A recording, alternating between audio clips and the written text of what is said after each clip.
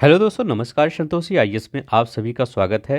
Daily की तरह आज भी हम शुरू करते हैं आपका रिवीजन। कुछ बच्चे कह रहे थे सर आप इसको छोड़ देंगे, हम आपको इसको प्रॉमिस करते हैं ये आपको नहीं, आपका हमेशा चलता रहेगा। ठीक है, आपके पेपर तक, आर ओ तक या पीसीएस प्री तक, जो भी बाद में होगा। ठीक है, उस तक ये डेली आता रहेगा, सिर्फ संडे को छोड़ के। ठीक है, सिर्फ आज हम आपसे एक रिक्वेस्ट करना चाहते हैं, वो रिक्वेस्ट आप मेरी मान लीजिए।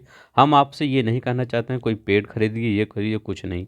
सिर्फ आपसे एक ये रिक्वेस्ट है कि आज आप, फ्राइडे है, फ्राइडे तक हमने जितना, मंडे टू आपके फ्राइडे तक जितना हम आपको पढ़ाए हुए हैं, प्लीज़ इसका कल पूरे का टेस्ट होगा। ठीक है, इतना आप जितना भी हम पढ़ाए हैं फ्राइडे तक, उसका टेस्ट होगा और आपकी रैंक भी दी जाएगी। टेलीग्राम पर आपको उसकी रैंक पूरी दे दी जाएगी जितने बच्चे पार्टिसिपेट करेंगे। ठीक है, तो प्लीज़ यही आपसे रिक्वेस्ट है, मैं आपसे कुछ नहीं मांग रहा हूँ। प्लीज़ आप कल के टेस्ट में, जो 8 बजे टेस्ट होगा, उसमें पार्टिसिपेट कीजिए। ठीक है, प्लीज़ आप सब आज जो इतने 6 दिन मतलब 5 दिन आपको पढ़े हैं, इसको आज रिवीजन कर लीजिएगा। ठीक है, मैं आपसे सिर्फ यही एक रिक्वेस्ट करना चाहता हूँ कि आप इस टेस्ट में पार्टिसिपेट करिए और आज पूरा कल तक, मतलब कल शाम तक पूरा ए टू जेड पीडीएफ से चाहे पढ़ लीजिए, चाहे आप फिर वीडियो दोबारा देख के पढ़ लीजिए, आपका टेस्ट होगा। ठीक है,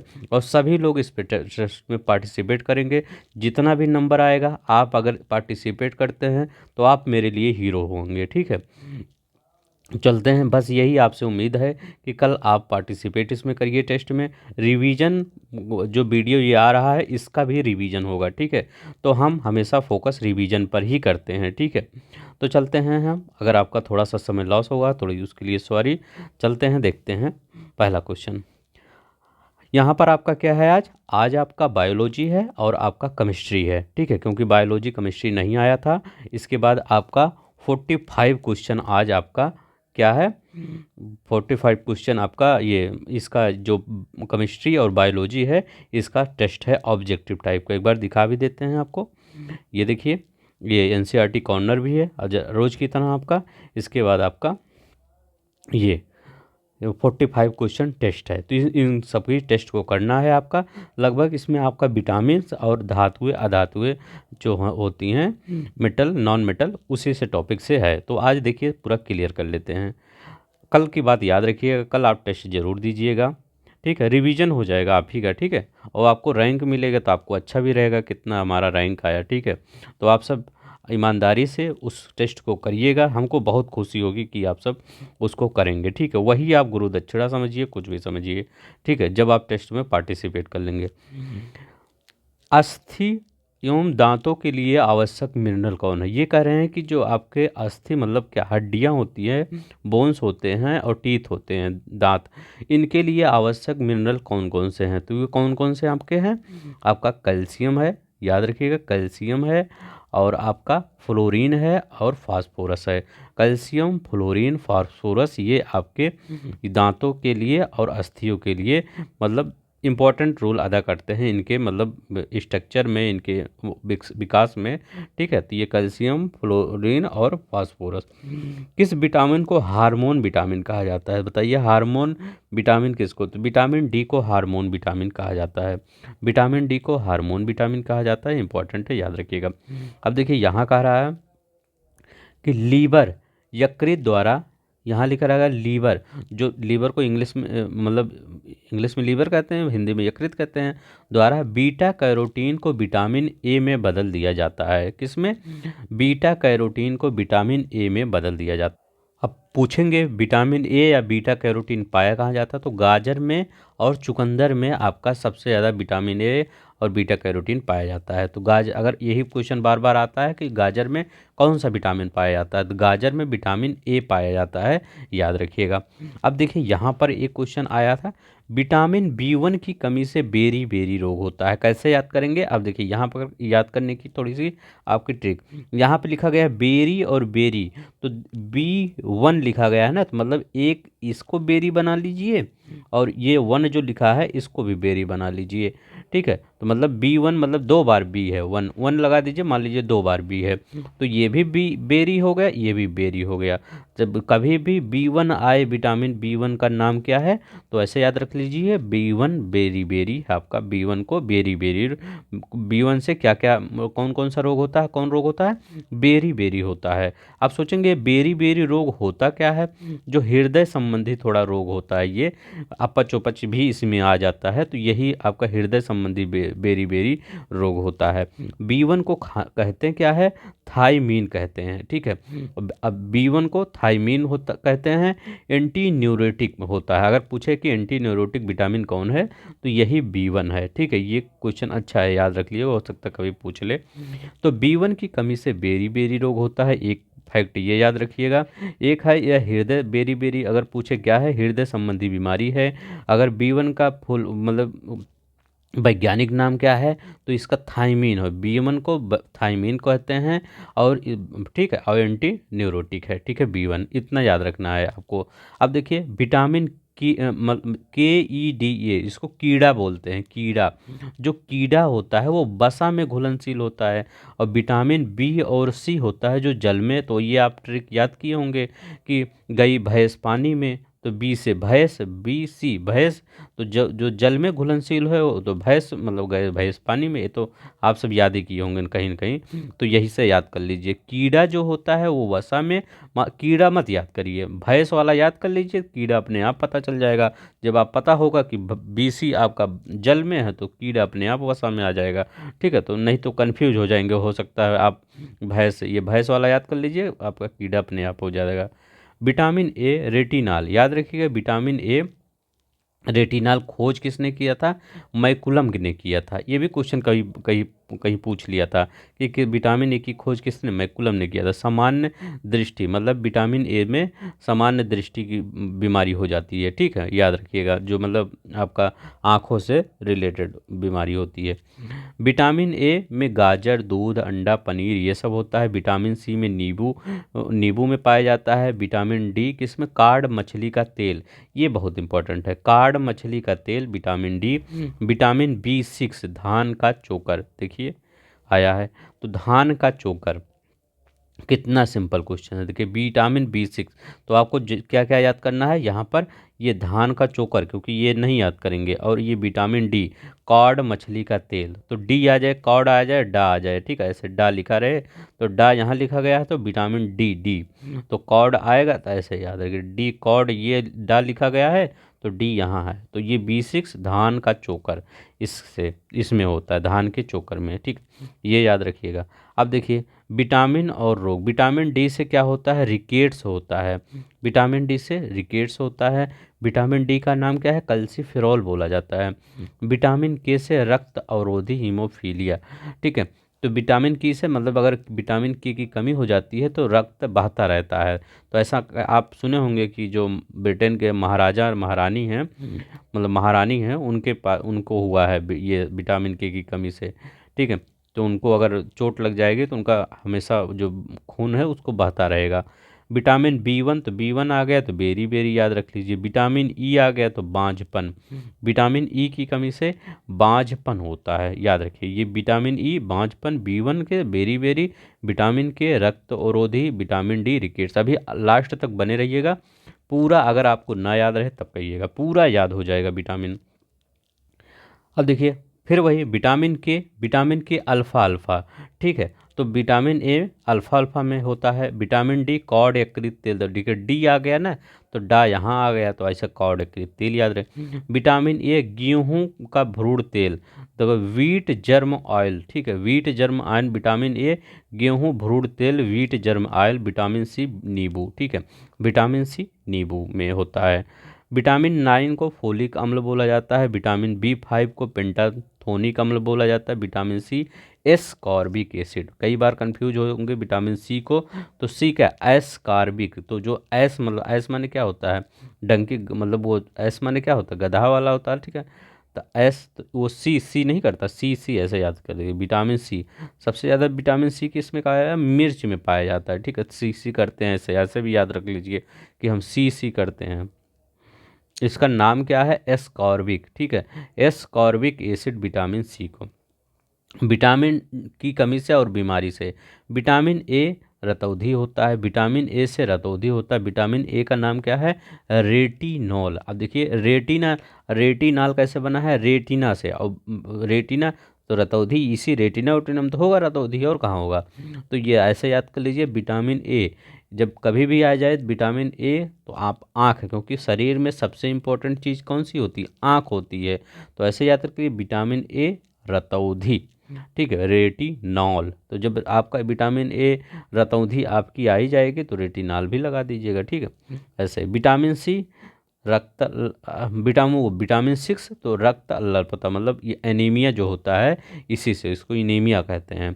विटामिन बी 6 से एनीमिया होता है, विटामिन बी से स्कर्वी होता, विटामिन सी से स्कर्वी होता है, बी 3 से पेलग्रा होता है, त्वचा फटना। पेलग्रा क्या होता है, जो त्वचा फट जाती है उसको, अभी अभी आप हमेशा याद करते होंगे पेलग्रा, लेकिन जानते क्या हुआ पेलग्रा, ये जो त्वचा फट जाती है उसी को पेलग्रा कहते हैं, विटामिन सी की कमी से, ठीक है। किससे, विटामिन सी के।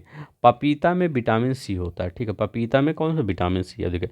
पालिश किए हुए चावल का उपयोग से बेरी बेरी रोग, अभी ज़्यादा आप पालिश कर देंगे क्या होता है, और जब धान होता है ना, उसको राइस मिल पे भेजा जाता है, मतलब, और इसके बाद जो कुछ लोग जो गांव से होंगे वो जानते होंगे, राइस मिल पे भेजा जाता है, तो उसमें एक बोल्ट होता है, मतलब राइस मिल में, मतलब जो पहले, अब तो बड़ी बड़ी मशीनें हैं, पहले एक बोल्ट होता था, बोल्ट जानते हैं, ऐसे, तो उसको जब कस ज़्यादा दिया जाता था तो वो ज़्यादा, मतलब वो प्रेशर में चलता था, तो वो ज़्यादा पालिश सब निकाल देता था।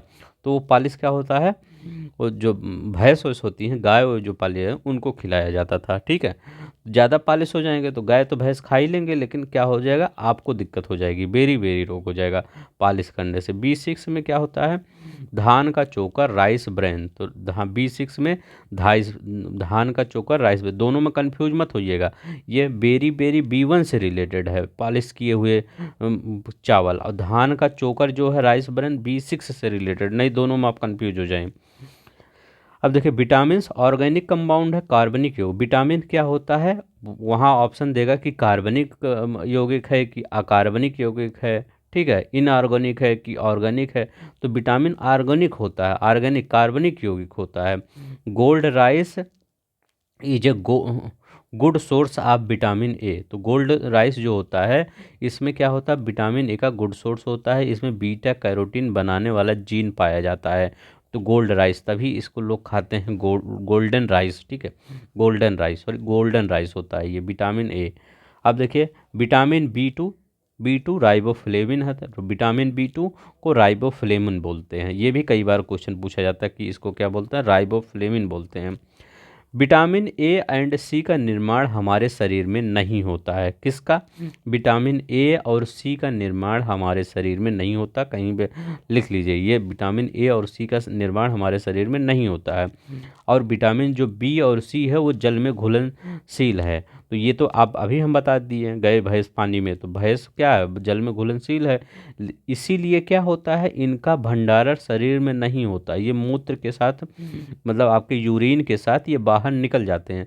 जैसा जब ये घुल जाएंगे तो उसी के जब यूरिन जाएगा तो बाहर, तो ये भी आपका विटामिन बी और सी भी निकल जाते हैं। यही पूछा जाता है कौन से जो विटामिन है वो यूरिन के थ्रू बाहर निकल जाता है, तो विटामिन बी और सी जो होता है आपका यूरिन के थ्रू बाहर निकल जाता है, ठीक है। तो यही याद रखिए, जो जब याद ऐसे ही याद रख लिए, जब घुलता है, जब पानी में घुलनशील है तभी तो बाहर निकलेगा, और कोई मत याद रखिएगा कि ये बाहर निकल जाता है, ठीक है।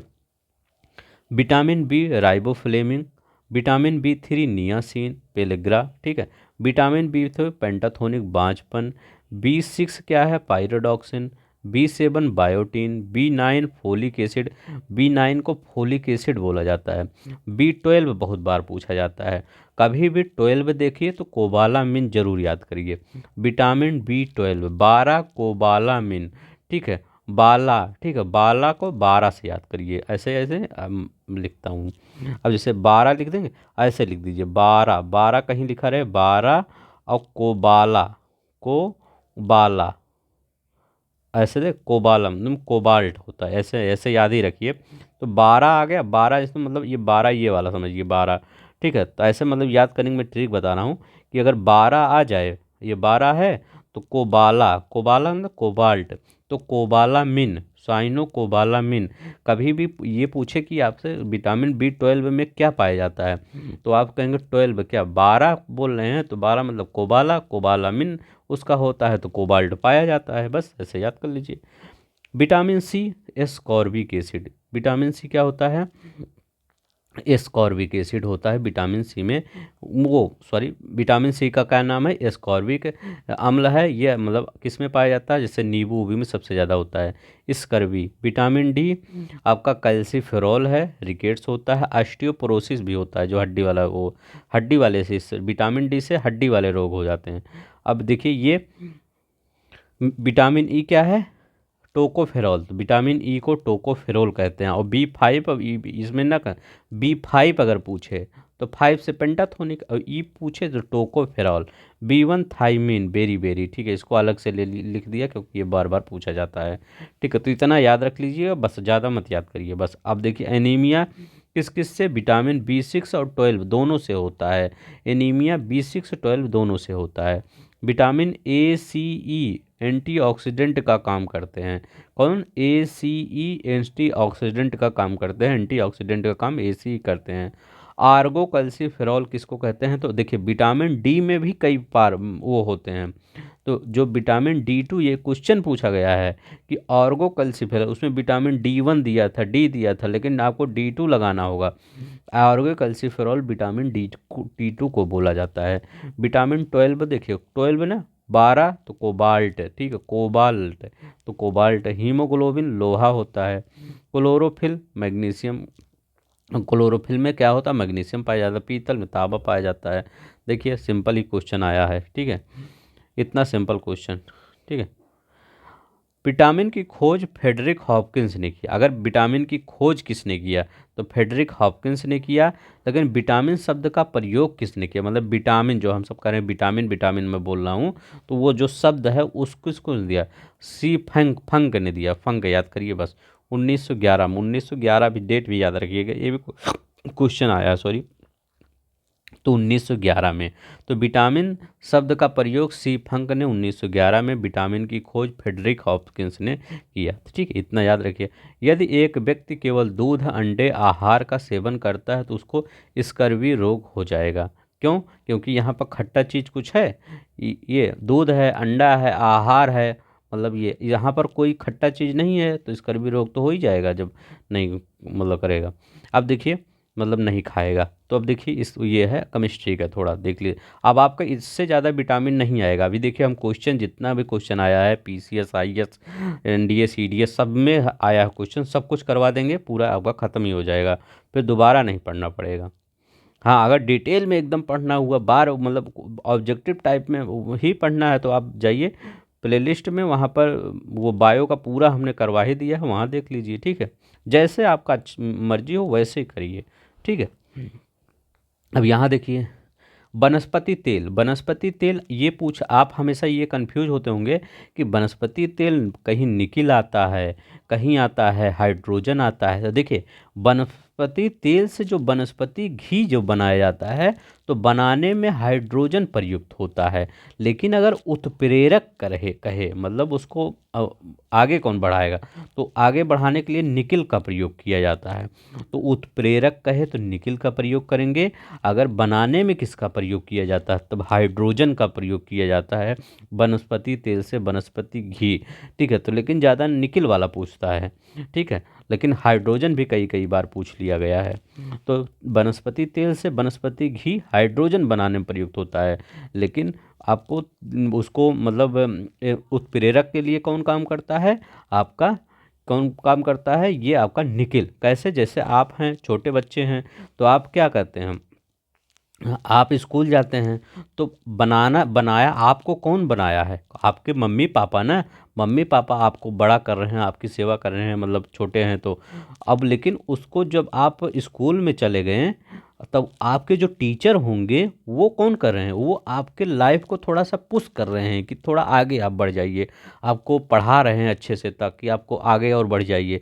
तो वो उत्प्रेरक का काम कर रहे हैं, लेकिन बना कौन रहा है, आपके मम्मी पापा बना रहे हैं। तो ये ऐसे याद कर लीजिए, निकल कौन हो गया, टीचर हो गए, और ये हाइड्रोजन मम्मी पापा हो गए। ठीक है, ऐसे याद कर लीजिए, नहीं भूलेंगे। अब देखिए, पानी की अस्थायी कठोरता कैल्शियम और मैग्नीशियम के क्लोराइड व सल्फेट। तो पानी की अस्थायी जो कठोरता है, इसमें दो चीज़ें होती हैं। हमेशा आप यही पढ़े होंगे कि कैल्शियम और मैग्नीशियम के क्लोराइड के सल्फेट। ठीक है, इसमें दो। अब देखिए यहाँ क्या लिखा गया है, ये देखिए, यहाँ लिखा गया अस्थाई और यहाँ लिखा गया अस्थाई। जब अस्थाई लिखेगा तो बाई आ जाएगा, बाई कार्बोनेट। ठीक है, जब अस्थाई लिखेगा तो कैल्शियम और मैग्नीशियम ये सेम रहेगा, यहाँ खाली बाई कार्बोनेट लिखा दीजिएगा। और यहाँ क्या रहेगा, कैल्शियम और मैग्नीशियम के क्लोराइड व सल्फेट। तो ये ऐसे ही है, देखिए अगर अस्थाई लिखेगा तो बाई लगा दीजिए और वही लगा दीजिए क्लोराइड व सल्फेट, कैल्शियम और मैग्नीशियम के बाई कार्बोनेट, ये दोनों, इसी दोनों में आप अंतर समझिएगा। ठीक है, नहीं तो आप अगर अस्थाई लिख दिया तो खाली सल्फेट अगर लगा देंगे तो गलत हो जाएगा, बाई लगाना है। ठीक है, कैसे याद करेंगे, अस्थाई आ जाएगा तो आ बा। ठीक है, आ बा, आब, आब माने क्या होता है, देखिए आब माने क्या होता है, आब, आब माने क्या होता है, जल होता है। आज अभी लिए ही है, एनसीईआरटी का क्वेश्चन ही है, अभी देखिए आएगा। अस्थाई में बाई लगाएंगे, अस्थाई में खाली सल्फेट लगाएंगे। अभी क्वेश्चन जब ऑब्जेक्टिव करेंगे तब आपको समझ में आ जाएगा।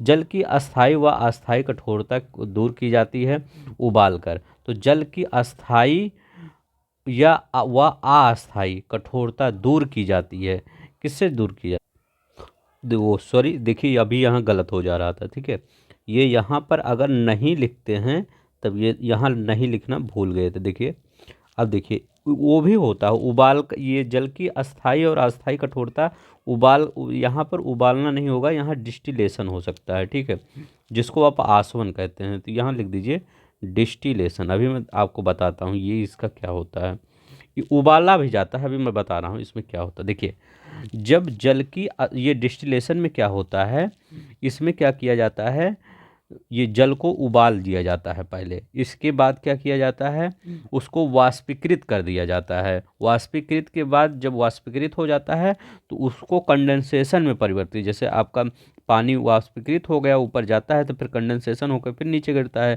फिर इसको कंडेंसेशन किया जाता है, फिर आपको जल प्राप्त होता है, जो अच्छा वाला जल होता है ये। तो उसको आसवन कहते हैं, डिस्टिलेशन क्या कहते हैं, आसवन कहते हैं, याद रखिएगा आसवन। इसमें भी उबाला जाता है, लेकिन ये आप नहीं कह सकते कि अस्थाई और अस्थाई। अगर अस्थाई और अस्थाई कठोरता पूछे तो आप डिस्टिलेशन बताएंगे। ठीक है, कि दोनों अगर किस प्रकार से ज्ञात दूर, ये नहीं हटा दीजिए। अब जल की अस्थाई और अस्थाई कठोरता दूर की जाती है किससे, डिस्टिलेशन से। ठीक है, याद रखिएगा, इंपॉर्टेंट है। अब देखिए कौन गैसीय चक्र है, तो कौन गैसीय चक्र है आपका, N2O2 कार्बन, ये आपके गैसीय चक्र हैं। आपका हाइड्रोजन गैसीय चक्र नहीं होता है। ठीक है, ये याद रखिएगा, हाइड्रोजन गैसीय चक्र नहीं होता है। चलते हैं नदे, हाइड्रोजन को जलाने से जल बनता है, हाइड्रोजन ऑक्सीजन से अपक्रिया करके जल बनाता है। ठीक है, जब हाइड्रोजन जलाएंगे तो आपको जल बनेगा। जैसे सोच रहे हैं कि मंगल ग्रह पर हाइड्रोजन जलाएं ताकि जल कन्वर्ट हो जाए। ठीक है, तो यही वैज्ञानिक सोच रहे हैं, ऑक्सीजन से क्रिया करके। भार के अनुसार जल में H2O में हाइड्रोजन का प्रतिशत कितना होता है, 11.11%, मतलब 100% में 11% अगर देखा जाए, 100 रुपये में लगभग 11 रुपया आपका हाइड्रोजन होता है। और हाइड्रोजन रंगहीन होता है, ये भी क्वेश्चन आया है, हाइड्रोजन क्या होता है, रंगहीन होता है। यूनिवर्स में सर्वाधिक पाया जाता है, तो हाइड्रोजन सर्वाधिक यूनिवर्स में पाया जाता है। क्या यूनिवर्स में सबसे ज़्यादा हाइड्रोजन, और भूपर्पटी पर सबसे ज़्यादा पाया जाता है तो ऑक्सीजन। तो भूपर्पटी पर सबसे ज़्यादा ऑक्सीजन और यूनिवर्स में हाइड्रोजन, गैस की बात कर रहे हैं। ठीक है, तो ये कौन सा तत्व, तो ऑक्सीजन तत्व जो होता है ये आपका भूपर्पटी पर, यूनिवर्स में हाइड्रोजन। पृथ्वी पर जीवन की उत्पत्ति के लिए उत्तरदायी है कार्बन, हाइड्रोजन और नाइट्रोजन। तो पृथ्वी पर जीवन की उत्पत्ति के लिए कार्बन, हाइड्रोजन और नाइट्रोजन उत्तरदायी है। हास्य गैस N2O, हास्य गैस कौन सी होती है, नाइट्रस ऑक्साइड आपकी हास्य गैस होती है। खोज किसने की? Sir Presley. अब देखिए यहाँ पर क्या लिखा गया, पानी में उच्चतम विलेयता वाली गैस कौन सी है? हाईएस्ट सॉल्बिलिटी इन वाटर, तो अमोनिया है। ठीक है, सबसे ज़्यादा सॉल्बल है अमोनिया। आलू के चिप्स में प्लास्टिक के थैले में पैक किए जाते हैं, जब जो आप चिप्स नहीं खरीदते हैं, देखते नहीं 10 रुपये के चिप्स खरीदते हैं, उसमें 90% गैस भरी रहती है, 10% चिप्स रहता है। तो वो कौन सी गैस भरी रहती है? नाइट्रोजन गैस भरी रहती है। बैल के वीर्य को संरक्षित करने में नाइट्रोजन का उपयोग किया जाता है। विद्युत बल्ब में नाइट्रोजन का उपयोग किया जाता है। वायुयान के टायरों में नाइट्रोजन का उपयोग किया जाता है। उर्वरक में नाइट्रोजन का प्रयोग किया जाता है। विस्फोटक में आपका टीएनटी नहीं होता है, ट्राई नाइट्रोटाइलुवीन, तो उसमें भी आपका विस्फोटक में नाइट्रोजन का प्रयोग किया जाता है। ये मतलब एप्लीकेशन है इसके नाइट्रोजन के। नाइट्रोजन की कमी को पूरा करने के लिए कीटभक्षी पौधे कीटों को पकड़ते हैं। कीटभक्षी पौधे कौन है? नेफंथीस और डोसेरा। ठीक है, ये याद रखिएगा, नेफंथीस बहुत बार पूछा जाता है कि कीटभक्षी पौधा कौन सा है, ये नेफंथीस और डोसेरा। क्रायो बैंक में एक C2 संरक्षण के लिए कौन सी गैस समानता प्रयोग की जाती है? अब बताइए, जैसे अब मान लीजिए गिद्ध है या कोई और जानवर है, मान लीजिए हिरन है, कोई ऐसी प्रजाति का हिरन है जिसको आप विलुप्त हो रहा है एकदम, तो वो क्या किया जाता है, तो उसके जीन को संरक्षित करने के लिए उसमें नाइट्रोजन ही आपको, जो क्रायो बैंक है, तो उसके जो कुछ भी जो उसका जैसे वो आगे बढ़ पाए, उसके प्रजाति को आगे बढ़ा पाएँ, उसमें क्या रखा जाता है? नाइट्रोजन में प्रयोग किया जाता है उसमें। ठीक है, नाइट्रोजन, जैसे ये बैल वाला है वैसे ये भी है। ठीक है, तो याद रखिएगा। अब देखिए एनसीईआरटी कॉर्नर पे चलते हैं। आपका क्या है? अकबर और आईने अकबरी के बारे में पढ़ते हैं। देखिए क्या दिया गया है, देखिए क्या लिखा गया है यहाँ पर। अकबर ने अपने करीबी मित्र और दरबारी अबुल फजल को आदेश दिया कि उसके शासनकाल का इतिहास लिखे। तब क्या हुआ? अबुल फजल ने यह इतिहास 3 जिल्दों में लिखा और उसका शीर्षक था अकबरनामा। तो अब आपको पता चल गया कि अकबरनामा किसने लिखा? अबुल फजल ने लिखा। हिस्ट्री मतलब एनसीईआरटी पढ़ने का यही फ़ायदा होता है, थोड़ा डिटेल में जब पढ़ते हैं तो वो काफ़ी समय तक याद रहता है। पहली जिल्द में अकबर के पूर्वजों का बयान है, दूसरी अकबर के शासनकाल की घटनाओं का विवरण देता है। तो पहली जिल्द में पूर्वज अकबर के, जैसे आपके अकबर के बाबर, हुमायूं, इनका जिक्र है, और दूसरे में अकबर का शासनकाल का। तीसरे में जिल्द के आईनी अकबरी है, तो तीसरी जिल्द आईने अकबरी है जिसमें अकबर के प्रशासन, घराने, सेना, राजस्व, साम्राज्य और भूगोल का ब्यौरा मिलता है। तो 3 हो गया अकबर का, जो मतलब अकबरनामा 3 पार्ट में डिवाइड था। क्या? पहला आपका पूर्वज, दूसरा शासनकाल, तीसरा आईने इसके प्रशासन अकबर के। इसमें समकालीन भारत के लोगों की परंपरा और संस्कृतियों का भी विस्तृत वर्णन है। आईने अकबरी सबसे रोचक आयाम है, तो आईने अकबरी सबसे रोचक आयाम है। विविध प्रकार के चीज़ों, फसलों, पैदावार, कीमतों, मजदूरी, राजस्व, सांख्यिकी का विवरण है। अबुल फजल से अकबरनामा लेते हुए अकबर। ठीक है, तो अबुल फजल है, ये देखिए अबुल फजल ये है, इससे अकबर क्या है, ये देखिए ले रहे हैं। ठीक है, याद रखिएगा, इम्पोर्टेंट है, अच्छा क्वेश्चन था। अब यहाँ पर देखिए कुतुब मीनार देखते हैं, कुतुब मीनार के बारे में। तो देखिए यहाँ पर क्या कह रहे हैं आपका, कुतुब मीनार 5वीं मंजिल की इमारत है, मतलब 5 मंजिले इमारत है। कुतुब मीनार कितना? 5 मंजिले है। अभिलेखों की पट्टियाँ और पहले छज्जे के नीचे है। इस इमारत की पहली मंजिला का निर्माण कुतुबुद्दीन ऐबक ने तथा शेष मंजिलों का निर्माण 1229 के इसके आसपास इल्तुतमिश द्वारा करवाया गया था। कई वर्षों में इमारत आंधी, तूफान और भूकंप की वजह से क्षतिग्रस्त हुई और अलाउद्दीन खिलजी, मोहम्मद तुगलक, फिरोज शाह तुगलक और इब्राहिम लोदी ने इसकी मरम्मत करवाई। अब देखिए इसमें थोड़ा सा मैं कॉन्सेप्ट बता देता हूँ, नहीं तो आप कंफ्यूज हो जाएंगे कि ये मोहम्मद तुगलक उगलक कहाँ किससे आ गए। ठीक है, अब देखिए पहली मंजिल क्या हुआ, जैसे जो बीम हुआ आपका, ये कुतुब मीनार है, तो इसका बीम और ये पहली मंजिल किसने बनवाया आपका? ये बनवाया आपका कुतुबुद्दीन ऐबक ने। तो ये आपका जो इसकी पहली मंजिल कुतुबुद्दीन लिखा नहीं गया, इस इमारत की पहली मंजिल का निर्माण कुतुबुद्दीन ऐबक ने। इसके बाद ये तो बीम हो गया और ये पहली मंजिल हो गया। 5 मंजिला है, इसके बाद आपका 3 मंजिला और बनता है, ठीक है। एक ये मंजिला आपका बनेगा, फिर 2 ये और ये एक 3 ये, तो कितना मंजिला हो गया? 1 2 3, 1 2 3 4, 4 मंजिला हो गया आपका। ये आपका इसको किसने बनवाया? इसको इल्तुतमिश ने बनवाया, ठीक है। इल्तुतमिश ऐसे लिख देते हैं यहाँ, इल्तुतमिश ने बनवाया। इसके बाद एक मंजिला और बनता है आपका, कौन? लास्ट मंजिला बनता है। तो ये लास्ट मंजिला कौन बनवाता है?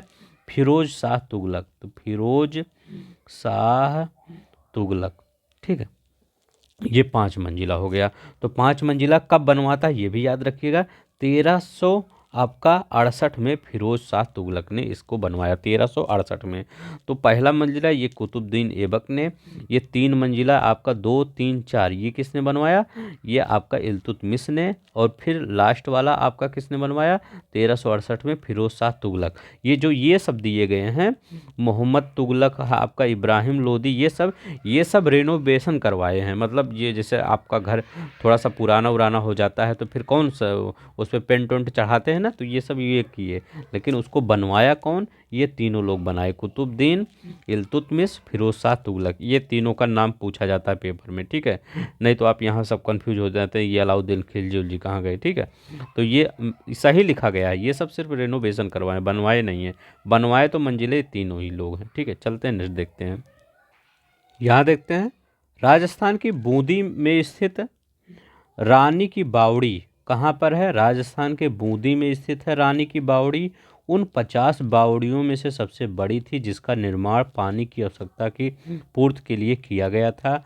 अपनी स्थापत्य और सुंदरता के लिए विख्यात इस बावड़ी का निर्माण 1699 में ईस्वी में रानी नाथावत जी ने बूंदी के राजा अनिरुद्ध सिंह की रानी थी किया था। ये क्या थी?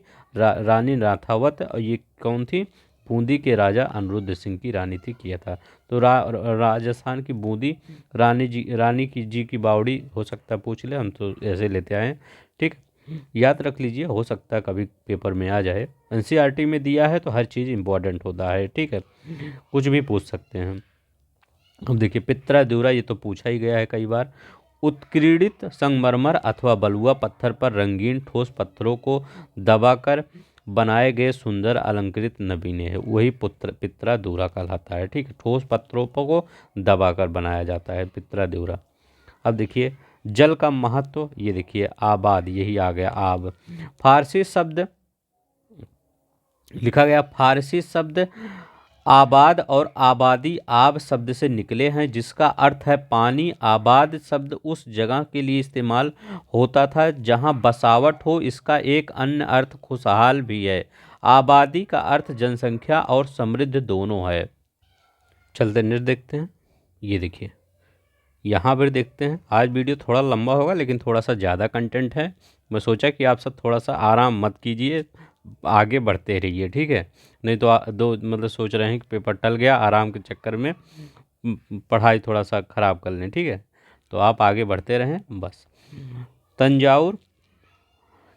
तंजावुर के राजेश्वर मंदिर का शिखर उस समय के मंदिरों में सबसे ऊंचा था। इसका निर्माण कार्य आसान नहीं था, क्योंकि उन दिनों कोई क्रेन नहीं थी। अब बोलिए इतना बड़ा यहाँ पर एक अगर कोई कुछ रखना है तो वो आज है क्रेन है तो यहाँ से चढ़ा दिया जाता है, लेकिन वहाँ पर उस समय क्या किया? शिखर के शीर्ष 90 टन के पत्थर को ले जाना इतना भारी था कि उसे व्यक्ति अपने आप उठाकर नहीं ले जा सकते थे। इसलिए इस काम को करने के लिए वास्तुकारों ने मंदिर के शीर्ष तक पहुँचने के लिए चढ़ाईदार रास्ता बनवाया। रोलरों द्वारा भारी पत्थरों को इस रास्ते के ऊपर ले जाया गया। इस काम को करने के लिए 4 किलोमीटर से ज़्यादा लंबा पथ तैयार किया जाता था, जिससे चढ़ाई बहुत खड़ी ना हो, ठीक है। मतलब ये ऐसे यहाँ है ये, ठीक है, ऐसे किया जाता था, ऐसे ऐसे, ताकि ये आपका ऐसे यहाँ पर जाते रहेंगे ऐसे ऐसे, ठीक है, तब जाके मतलब बहुत लंबे दूरी से किया गया था ये काम। अब देखिए यहाँ पर क्या होता है, मंदिर बन जाने के बाद इसे गिरा दिया गया, लेकिन उस क्षेत्र के लोगों को मंदिर निर्माण के अनुभव को काफ़ी लंबे समय तक याद रखा। आज भी मंदिर के पास एक गांव को चारू पल्लम कहा जाता है, जिसका शाब्दिक अर्थ है चढ़ाईदार रास्ते का गांव, ठीक है। तो मतलब जो चढ़ाईदार रास्ता बना था वहीं पर एक गांव बस गया, तो चारू पल्लम वही होता है। तो पेपर में आपसे पूछ सकता है, पेपर तो कुछ भी पूछ सकता है कि चारू पल्लम क्या है, तो इसका जिसका शाब्दिक अर्थ है चढ़ाईदार गांव और तंजावुर का राजेश्वर मंदिर, याद रखिएगा तंजावुर का राजेश्वर मंदिर। चलिए अब नेक्स्ट देखते हैं। अब हम क्वेश्चन आंसर करते हैं, ठीक है। तो क्वेश्चन आंसर आज 45 है, तो हम पूरा कर लेते हैं जितना है जल्दी जल्दी, क्योंकि सब कुछ हम पढ़े ही हैं, सिर्फ क्वेश्चन आंसर करना है। कौन सा पौष्टिक तत्व अस्थि और दांतों के निर्माण की मजबूती के लिए आवश्यक नहीं है? तो आयोडीन कहाँ है? हमने कैल्शियम बताया, फ्लोरीन बताया, फास्फोरस बताया, आयोडीन तो बताया ही नहीं। अब देखिए निम्न में किस विटामिन को हार्मोन विटामिन कहा जाता है? तो विटामिन डी को हार्मोन। आइए 1994 में क्वेश्चन आया था। निम्नलिखित विटामिन किसको का एक अग्रगामी, ये ये ये कहाँ, हुई पर precursor of which one of the following vitamins come from बी कार्बो बी कैरोटीन, मतलब बीटा कैरोटीन। तो ये कौन है? तो ये विटामिन ए का है, ठीक है। मतलब इसका अग्रगामी है विटामिन ए का बीटा कैरोटीन। तो बीटा कैरोटीन अभी हम बताए हैं, बीटा कैरोटीन कहाँ, गाजर और ये दूध में, ये सब में, ठीक है। तो बीटा कैरोटीन ये आपका विटामिन ए। निम्न में से कौन सा विटामिन वसा में घुलनशील है? Which of the following vitamin are fat soluble? Fat soluble कौन है?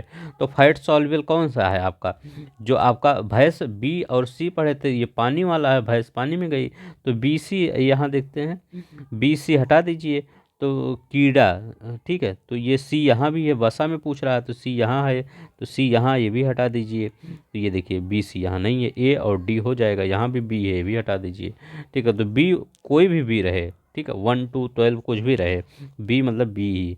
तो ए और डी कीड़ा, ये कीड़ा ना, के ई डी, ये आपका वसा में घुलनशील है, और ये बी सी पानी में। नेक्स्ट देखते हैं। सामान्य दृष्टि के लिए निम्नलिखित में से कौन सा विटामिन मतलब आवश्यक होता है? तो सामान्य दृष्टि के लिए कौन सा विटामिन आवश्यक होता है? फोलिक अम्ल, राइबोफ्लेविन, नियासिन या रेटिनॉल?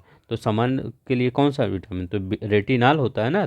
तो आपका विटामिन ए होता है क्या, रेटिनॉल। तो दृष्टि आ गया, तो रेटिना याद कर लीजिए, बस रेटिना, रेटिनॉल।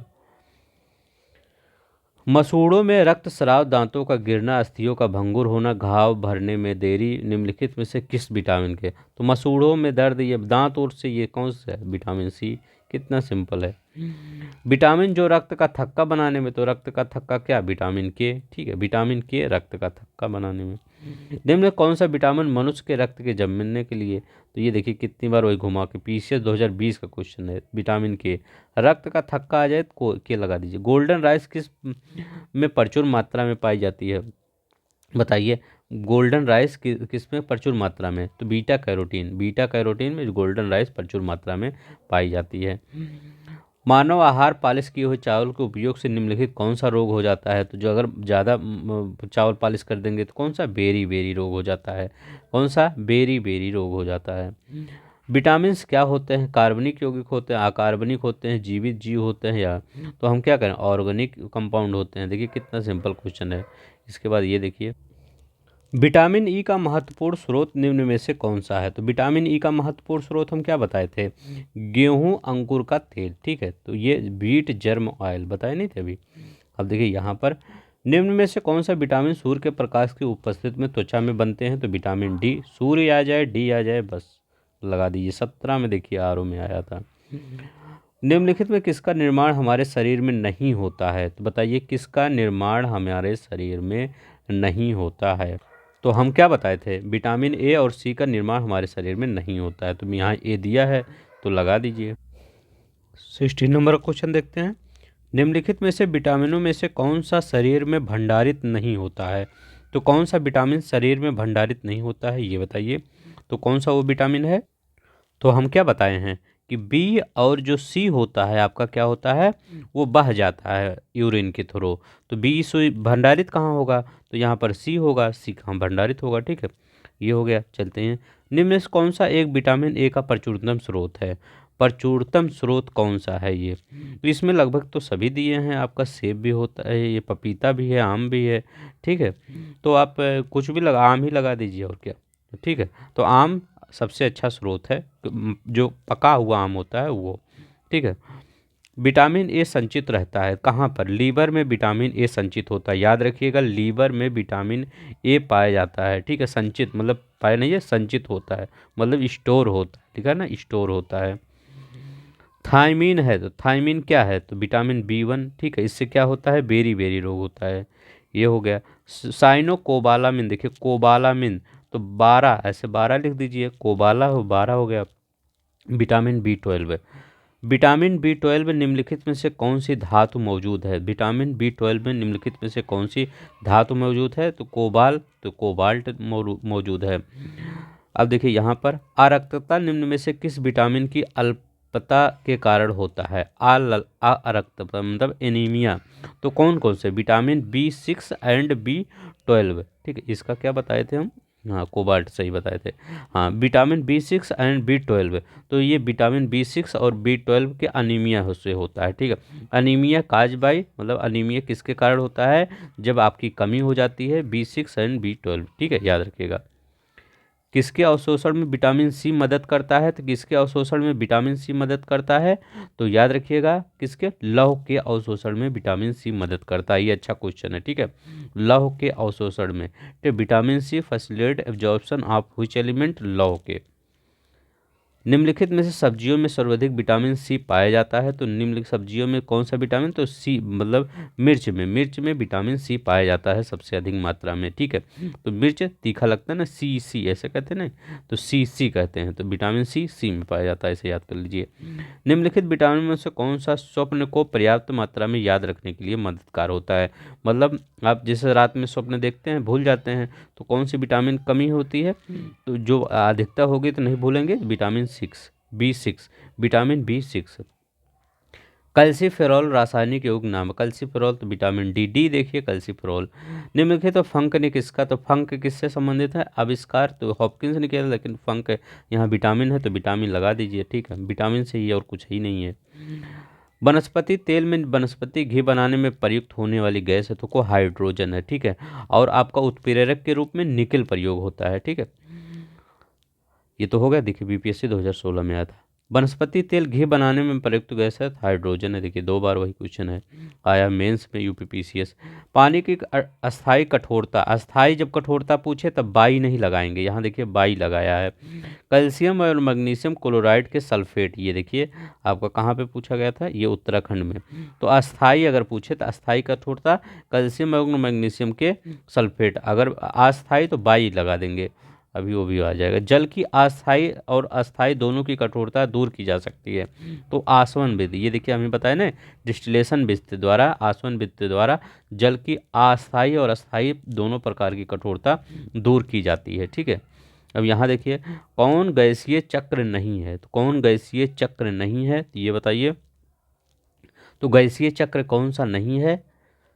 तो अभी हम क्या बताएं? हाइड्रोजन आपका गैसीय चक्र नहीं, नाइट्रोजन, कार्बन, O2, ये सब गैसीय चक्र हैं, ठीक है। मतलब कार्बन वो जो गैसीय साइकिल होता है ना, गैसीय साइकिल इन्वायरमेंट में पढ़े होंगे, हाइड्रोजन का नहीं होता है, इसका होता है नाइट्रोजन, कार्बन, O2 का भी होता है। नेक्स्ट देखते हैं, हाइड्रोजन के जलाने से क्या बनता है? तो हाइड्रोजन के जलाने से क्या? जल बनता है, ठीक है। ऑक्सीजन की उपस्थिति में जलाने पे जल निकलता है। भार के अनुसार H2O में हाइड्रोजन का प्रतिशत होता है, तो 11.11%। कितना बताए थे? 11.11।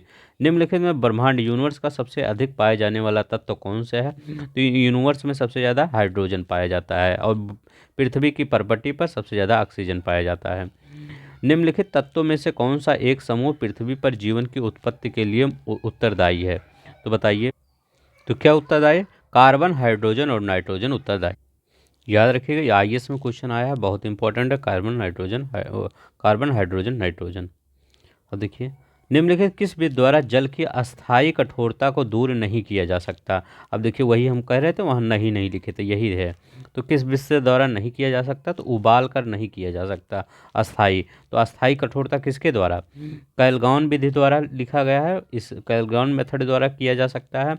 आयन विनिमय विधि, आयन एक्सचेंज मेथड द्वारा भी किया जा सकता है। ट्रीटमेंट विथ वॉशिंग सोडा के साथ, धोने के सोडे के साथ अभिक्रिया करके भी हटाया जा सकता है, लेकिन उबाल कर नहीं किया जा सकता दूर, ठीक है। जल की अस्थाई कठोरता, अस्थाई होता तो उबाल देते, लेकिन अस्थाई पूछा है, ठीक है।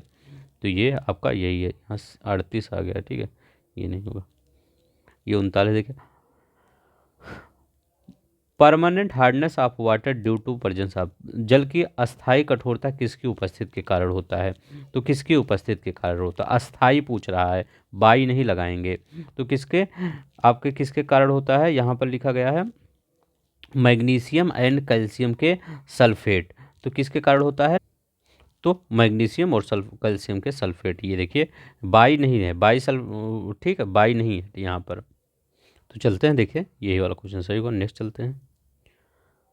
निम्नलिखित में से किस एक को हास्य गैस कहा जाता है? हास्य गैस किसको कहा जाता है? तो किसको? नाइट्रस ऑक्साइड है, नाइट्रिक ऑक्साइड, नाइट्रस ऑक्साइड को हास्य गैस कहा जाता है, अभी बताए थे। आलू के चिप्स में क्या? नाइट्रोजन के वातावरण में, ठीक है, नाइट्रोजन मतलब चिप्स आ जाए तो नाइट्रोजन लगाइए बस। देखिए पूछा भी गया था आपके पेपर में।